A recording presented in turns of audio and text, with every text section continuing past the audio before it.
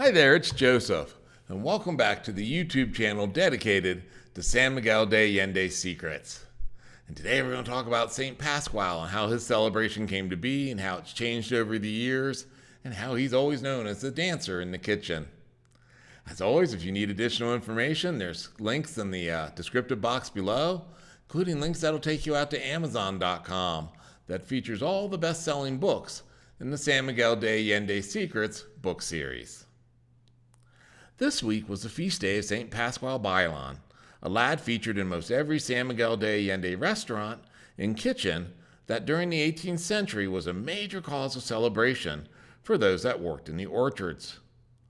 Pasquale tended his Franciscan friary's orchard and kitchen, and one day he got unexpected company.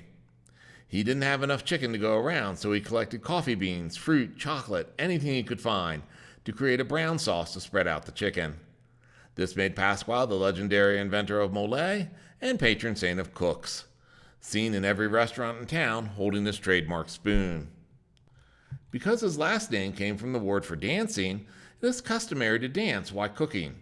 Your cha-cha or tango steps are a form of prayer to Pasquale to make the meal you are currently working on taste better. His statue is placed in the kitchen to remind you those steps won't dance themselves.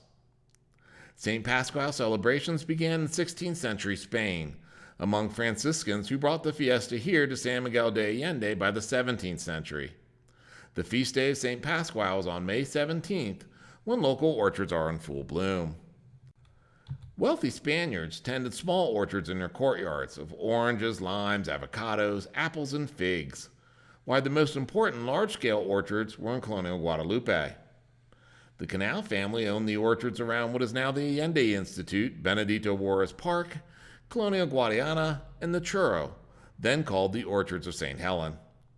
Additional orchards, including those in San Juan de Dios, today where the schools and market are, plus colonias Allende, Obraje, and Santa Maria del Braje.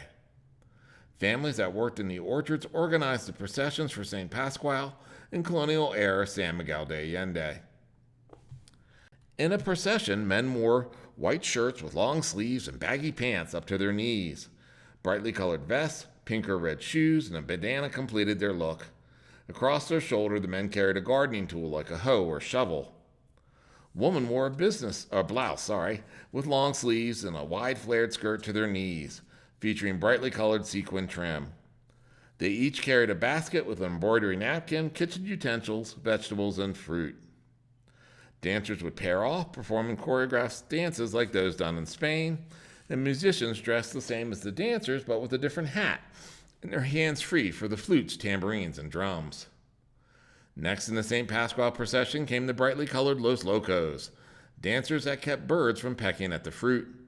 Los Locos were orchard workers wearing masks. Each freeform loco dancer carried a live possum, squirrel, skunk, or snake, like they did in the actual orchards to keep birds at bay.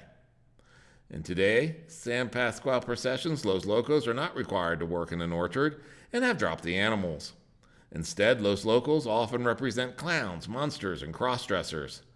The vibe has switched from bird diversion to a more carnival feel that attracts crowds from around the world in the upcoming celebrations for St. Anthony's feast day.